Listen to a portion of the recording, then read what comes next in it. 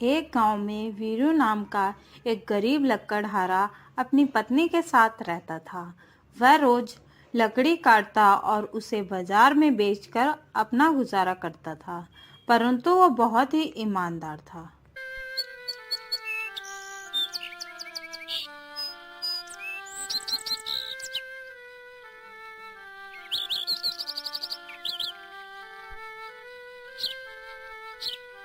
उसी जंगल में एक नाग रहता था। नागराज के पास बहुत सारा खजाना था। वह उस खजाने की देखरेख करता था।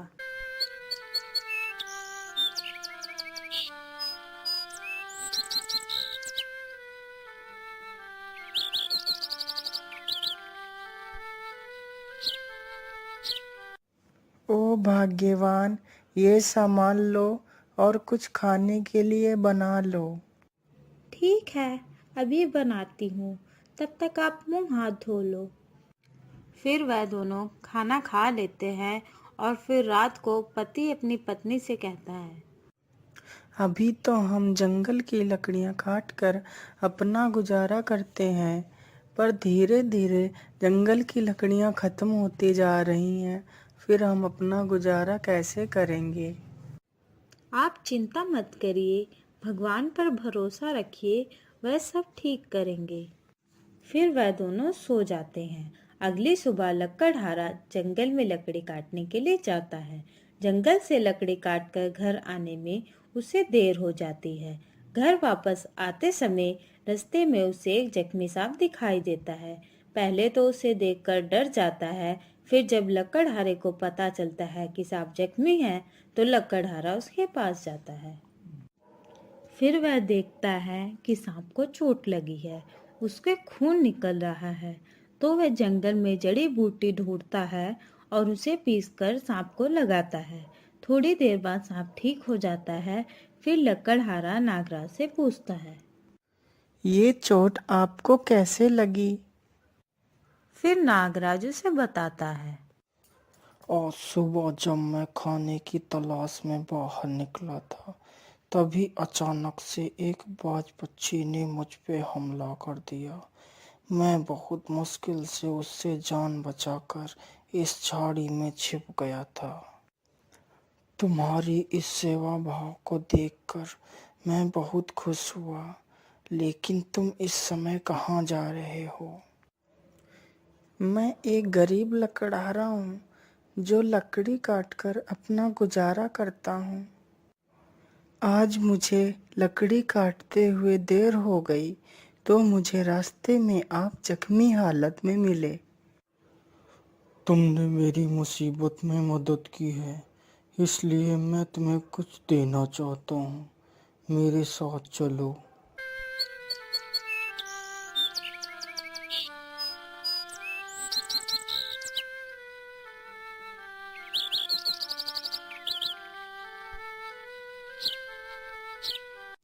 नागराज उसे अपनी गुफा में ले जाता है। वहां पहुंचकर लकड़हारा बहुत हैरान हो जाता है। सभी जगह सोना ही सोना रखा था। फिर नागराज लकड़हारे से कहता है, तुम्हें जितना सोना चाहिए उतना यहाँ से ले जा सकते हो। ये सुनकर लकड़हारा खुश हो जाता है। फिर वह अपनी जरूरत के हिसाब से सोना ले जाता है।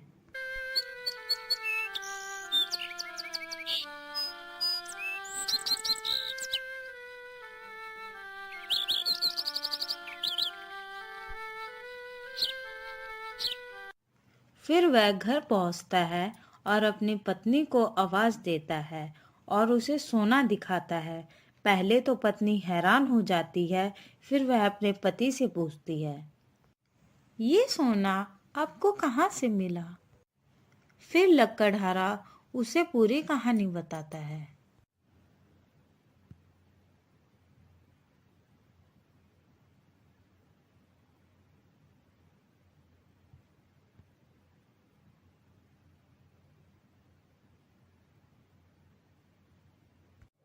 यह सुनकर उसकी पत्नी बहुत खुश हो जाती है। फिर वह दोनों हर जरूरतमंद को मदद करने लगते हैं। उन्हीं के पड़ोस में मोहन नाम का एक व्यक्ति रहता था, जो बहुत ही ईर्ष्यालु था। वह वीरू को इस प्रकार देखकर हैरान था कि आखिर उसके पास इतना धन कहाँ से आया। ये लोग इतने अमीर कैसे हो गए?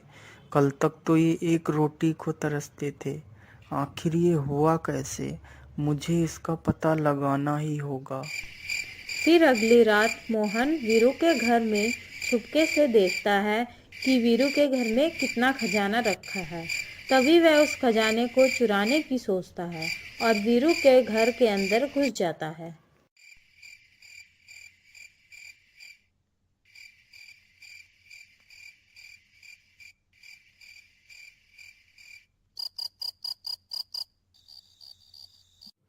फिर वह वीरू के घर से खजाना चुराकर ले जाता है।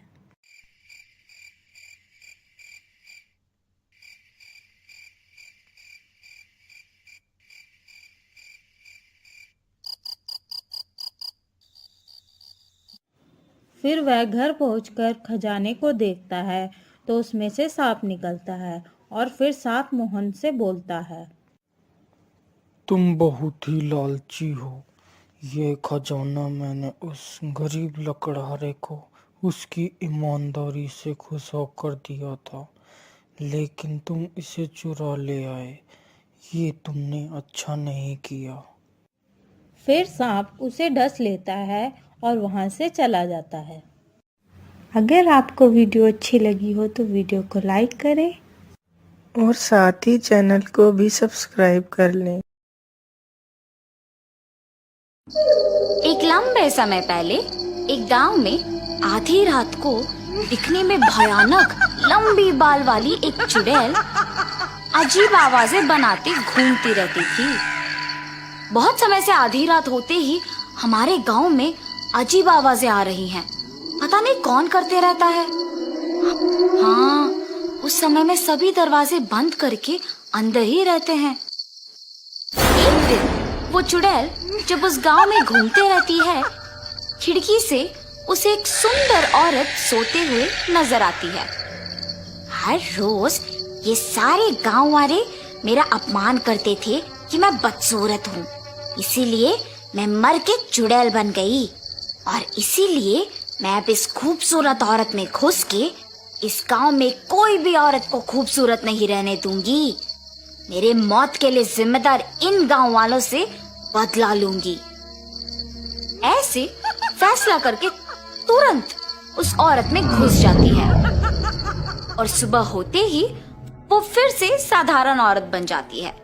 अगले दिन से अजीब आवाजें ना आने के कारण गांव वाले सारे खुश हो जाते हैं, लेकिन वो चुड़ैल उस गांव में मौजूद सारी सुंदर औरतों को बदसूरत बनाने लगी और सुबह होते ही मामूली बन जाती है। एक दिन आधी रात को वो चुड़ैल एक खूबसूरत औरत को सोते हुए देखती है। कितनी सुंदर हो तुम, अब देखो मैं तुम्हें क्या करती हूँ। वो चुड़ैल उस औरत पे हाथ फैलाती है और वो तुरंत बदसूरत बन जाती है। हा हा हा, अब अच्छी लग रही हो तुम, ऐसे कह के वहां से चले जाती है। सुबह उठते ही प्रीति को कुछ याद नहीं रहता है। क्या हुआ मुझे? ऐसा लग रहा है कि कुछ तो हो रहा है। रात भर मैं क्या इनके बगल में ही थी? मुझे उनसे पूछना होगा। सुनिए, इधर आइए। क्या हुआ? नींद से जागते ही इतने जोर जोर से चिल्ला रही हो? मुझे ऐसा लग रहा है कि रात में कुछ हुआ है। मैं रात भर आप ही के बगल में थी ना जी? हाँ, मेरे बगल में ही सोई थी। क्यों? ठीक है, कुछ नहीं जी। सतीश गांव में जाते ही सारे लोग को एक जगह इकट्ठा देखता है। ये क्या, इतने लोग एक ही जगह? क्या हुआ होगा? ऐसे सोचकर उस भीड़ के पास जाता है। क्या हुआ? सब ऐसे क्यों इकट्ठा हुए हैं? तुमने मेरी पत्नी को पहले देखा है ना? अब देखो कैसे बदल गई।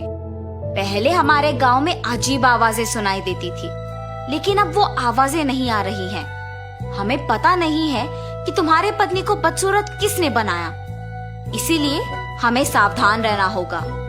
आज से हर रोज सभी के घर में कोई एक आदमी रात भर सोए बिना जगे ही रहना होगा। सभी हो रहे घटनाओं के बारे में बात करके दुखी हो रहे थे। सतीश वो सब सुन के डरते हुए वापस घर चले जाता है। क्या हुआ, आप ऐसे क्यों हैं? गांव वाले कह रहे थे कि जो औरतें सुंदर है वो अचानक बदसूरत बन जा रही है।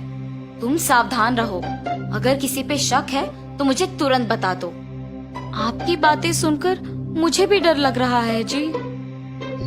उस रात को सारे गांव वाले लिए हुए फैसले के अनुसार करते हैं और अपने घर में सतीश भी सोने की नाटक करता है।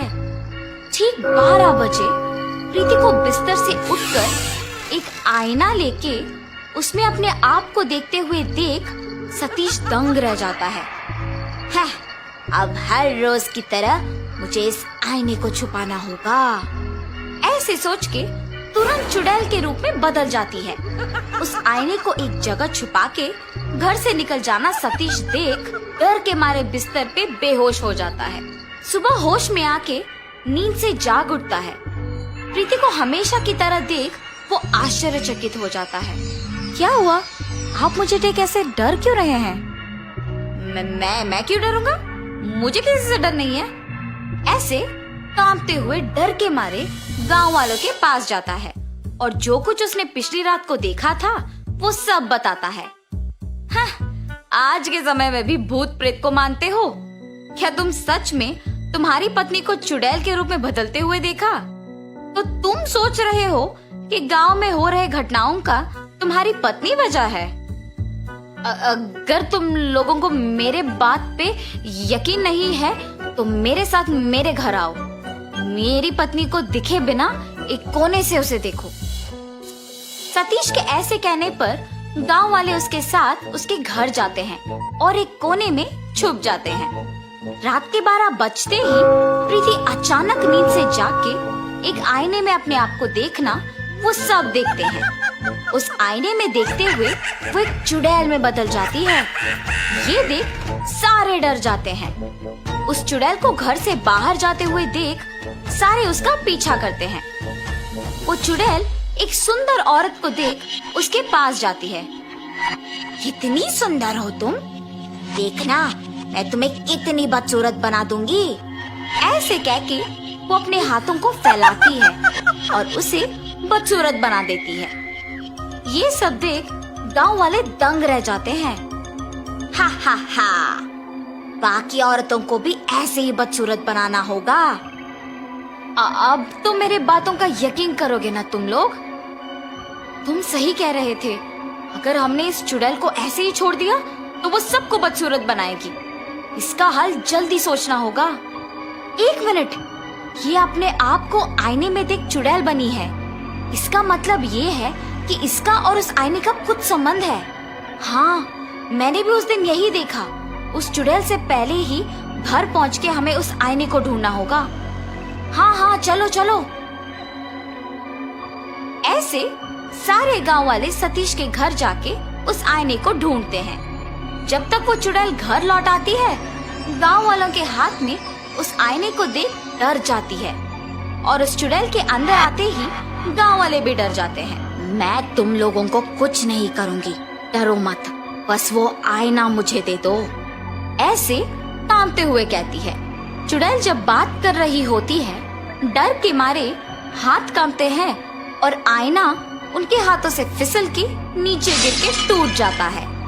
आईना टूटते ही वो चुड़ैल जोर जोर से चिल्ला के उस शरीर को छोड़ के चले जाती है। कुछ देर बाद प्रीति होश में आ जाती है और हमेशा की तरह रहती है। ये तो अच्छा हुआ कि आईना हमारे हाथों से फिसल के टूट गया। कुछ किए बिना ही ये समझ आ गया कि इस आईने में ही इस चुड़ैल का प्राण था। उस चुड़ैल के जाने पे सारे बदसूरत औरतें वापस खूबसूरत बन गई और गांव वाले भी खुश हुए। तब से गांव वाले उस चुड़ैल के बिना खुशी से जीते हैं।